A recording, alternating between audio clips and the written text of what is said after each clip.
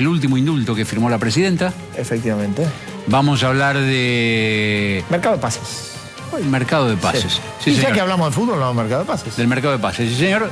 Y vamos... Esto es en la política. Sí. Y vamos a hablar de mí. De mí. De mí que se bajó. Efectivamente. Ahora de Kovatlov. Vamos. ¿Cómo le va? ¿Qué tal? ¿Cómo están ustedes? Gracias por estar, ¿eh? Contrario. Y decía Julio, Sí. y comentábamos, ¿todo pasa? ¿Da la impresión que todo pasa? Todo nos pasa. Yo prefiero inclinarme por esa hipótesis de que las cosas dejan su huella, que todo lo que nos sucede nos conforma y nos deforma, y que en verdad no somos indemnes impermeables a lo que podría llamarse la secuencia de los acontecimientos. Si todo pasa, nada significa nada. Y es muy peligroso presumir eso, porque también podríamos sacar la conclusión de que como un día uno se muere, que va a andar preocupándose por los problemas de la vida. Hay filosofías establecidas en base a esta idea. Sí, es irresponsabilidades metafísicas, las llamaría yo. Pero yo tengo más bien la impresión de que es bueno que nos detengamos sobre qué efecto tiene sobre nosotros lo que sucede. Me parece que el civismo se construye así, tomando en cuenta el efecto de lo que sucede sobre nosotros. A partir de ahí podemos determinar conductas, límites, posibilidades de consideración del otro o indiferencia hacia el otro. Recién ustedes estaban recordando una frase tremenda, que los que creen que renovando el gobierno cada 4 años se puede llegar a cambiar algo están totalmente equivocados. A mí me parece que esa es una sentencia que condena a la democracia republicana, en la cual sin duda alguna el gobierno no cree. ¿Y por qué no cree en ella? Porque implica la descentralización del poder, implica devolverle a la vida política la posibilidad del debate, del pluralismo, del conflicto, del no monopolio de la verdad, de la posibilidad de que el otro comparta con nosotros alguna parte de la razón. Todo eso se llama, a mi modo de ver, civilización. Ahora, detestar la civilización es también detestar el lugar del otro en la consideración que uno tiene de él en términos políticos. Me pregunto si aún vivimos políticamente. La celebración del 25 de mayo evidenció una costumbre muy arraigada en el kirchnerismo, ya en la época de Santa Cruz, que es reducir la realidad a las dimensiones de la propia ambición. Resulta que ahora, si el 25 de mayo nació en el año 2003, ¿qué es lo que perdió significación? Las enseñanzas de la historia. Y quien no puede aprender de las enseñanzas de la historia concibe el pasado como algo que debe ser dejado de lado. También el kirchnerismo sostuvo que la lucha por los derechos humanos se inició con el kirchnerismo. También se sostuvo la idea de que bastan 2 Kirchner para gobernar una nación. Este reduccionismo, esta especie de jibarización de la diversidad a favor de la unidad y de la homogeneidad, es lo que nos pasa. ¿Habrá dejado en nosotros el efecto de una lección? ¿O será simplemente el efecto de la indiferencia lo que nos gobierne?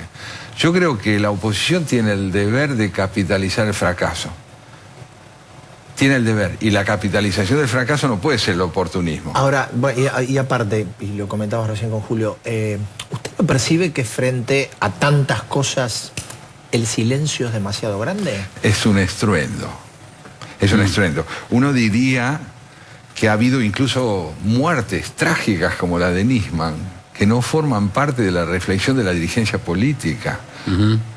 Uno diría que los ataques que sufre la Corte Suprema de Justicia a la figura de Fait no merecen consideración.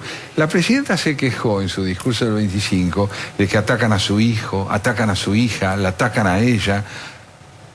Yo me pregunto si la presidenta sabe que la actitud de la oposición no es fundamentalmente la de atacarla a ella, sino de la de interrogarse por el porvenir de la justicia y de la ley en el sistema político argentino.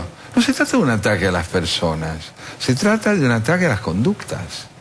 Y me parece que es muy importante que si se ataca a un hombre como Fait, no se lo ataca primordialmente porque tiene la edad que tiene, sino porque representa lo que representa, y vamos a sincerarnos. ¿Qué representa Fait? La inflexibilidad de la ley. ¿Inflexibilidad de la ley? ¿Desde cuándo inflexibilidad de la ley? Acá lo que importa es lo que yo decido. Inflexibilidad de la ley. Actitud senil. Defender la ley es un acto de senilidad. estamos hablando de la perversión política. Vuelvo a una cosa que decía usted recién, Kovatov, que dice la oposición tiene que capitalizar el fracaso. Es probable que quizá alguna parte de la oposición no vea un fracaso, vea un éxito de una manera de concebir la política que lleva a concentrar y a manejar el poder durante tanto tiempo. Una concepción profunda de eso. Y muchos sectores de la sociedad pueden no ver fracaso en este ciclo del kirchnerismo porque ha mejorado relativamente su situación social, su entorno, su posibilidad de desarrollo en algún campo. Crecer a expensas de la ley es posible. Eso es innegable. Aquí el país ha crecido en algunos casos, en algunos campos, a expensas de la ley. ¿Por qué? Porque así como el 25 de mayo ha perdido historia, de la misma manera, a mi modo de ver, se puede decir que el poder ejecutivo ha crecido a expensas de las estructuras de las instituciones de la República. Entonces, ¿eso está reñido con la eficacia en ciertos sectores? No, pero hemos creado en buena medida una parte de la población que está hipotecada en la dependencia del Estado. Hipotecada en la dependencia del Estado. Un Estado que ha comprado voluntades políticas. No es un Estado que esté generando ciudadanía, está generando dependencia. Puede ser que no le importe a mucha gente que esto sea así, pero tenemos que tener, me parece a mí, la sensatez de admitir que estamos frente a una parte de la población desesperada porque su vida se ha reducido a la dependencia de los recursos que el Estado le tira. Yo sé que los necesita, yo sé que hay que sostener esa ayuda, pero también sé que una vida que se estanca en la dependencia del Estado no tiene porvenir. ¿Por qué? Porque solo dura. Durar no es vivir.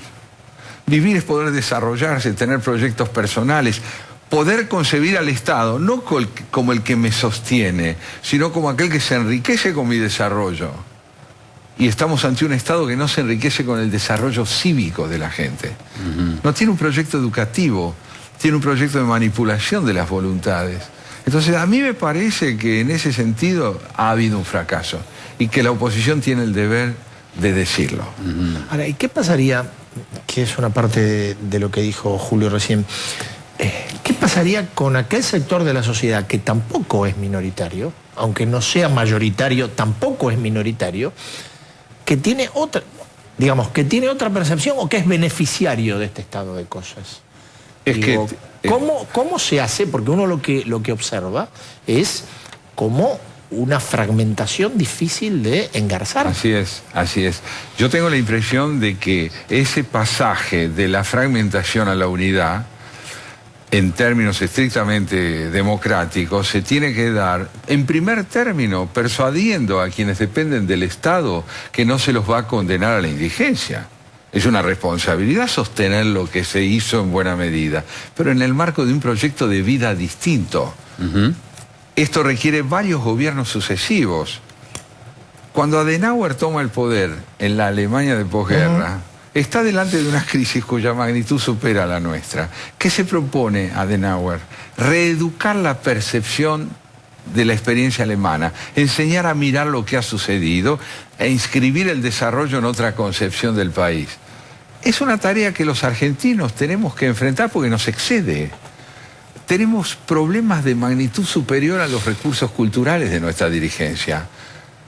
Nuestra dirigencia está mucho más empeñada en ganar una elección. ¿De nuestra dirigencia y de nuestra sociedad también? Sí, sí. La sociedad en buena medida tiene que asociar la esperanza, no a la aparición de un líder brillante en cual depositar su confianza. Tiene que aprender a educarse para confiar en proyectos de políticas públicas nuevas, que sean capaces de inscribirlos en el tiempo y no en la duración. A mí me parece que esto es un enorme desafío para la sociedad y para la dirigencia opositora. La dirigencia opositora tiene más desafíos que el oficialismo. El oficialismo ya ha hecho lo que debe hacer para evidenciar a la sociedad que le propone. Pero la oposición, ¿qué le propone a la sociedad? ¿Un cambio de gobierno o un cambio de mentalidad? Si está por un cambio de mentalidad, tiene que tener el coraje de decir nosotros no alcanzamos. Después de nosotros tendrán que venir otros para que lo que pasa pueda ser una fuente de aprendizaje. Pero no podemos seguir bailando. No podemos seguir bailando. La presidenta dijo que ella representaba el país de la alegría y del otro lado que tenemos el país del baile. A mí me parece que hay actitudes en las que la sociedad tiene que reflexionar. Hay un duelo que hacer. La transición del autoritarismo a la democracia en nuestra sociedad quedó inconclusa. No se terminaron de afianzar las instituciones republicanas y los gobiernos posteriores a la dictadura militar contribuyeron a eso. Porque el kirchnerismo no salió de un repollo. No, claro. El kirchnerismo es la conclusión del descrédito de las instituciones republicanas, tal como ese descrédito se cultivó desde el año 83 hasta el año 2003. Si no empezamos por entender esto, no hay duelo. Y si no hay duelo, hay manía. Y si hay manía, bailemos. Me vuelvo a acordarme de lo que dice lo que decía el anillo de Grondona. Claro. Todo pasa. Todo pasa. Pero el señor Grondona fue un ejemplo más de lo que significa perpetuarse en el poder indefinidamente. El otro día le escuché a Beatriz Sarlo decir una cosa, no solo inteligente como ella puede decirlo, sino decisiva. La renovación incesante en el ejercicio del poder termina por corromper al poder y a quien lo ejerce. ¿Por qué? Porque hay una cosa que es así, me parece tan elemental y es necesario aprenderlo. Uno no debe gobernar como si fuera eterno, debe gobernar como si fuera mortal.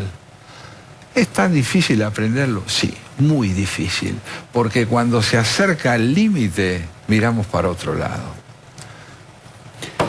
Gracias. Muchas gracias. No, vamos más tranquilos. No, para nada. No, pero entendiendo un poco más, sí. Sí, seguro. Gracias. Gracias a usted. Enseguida venimos con Leandro Despuy, vamos a hablar de los negocios del fútbol en la Argentina. Está María Eugenia Vidal también, candidata del PRO en la provincia de Buenos Aires. Ya venimos.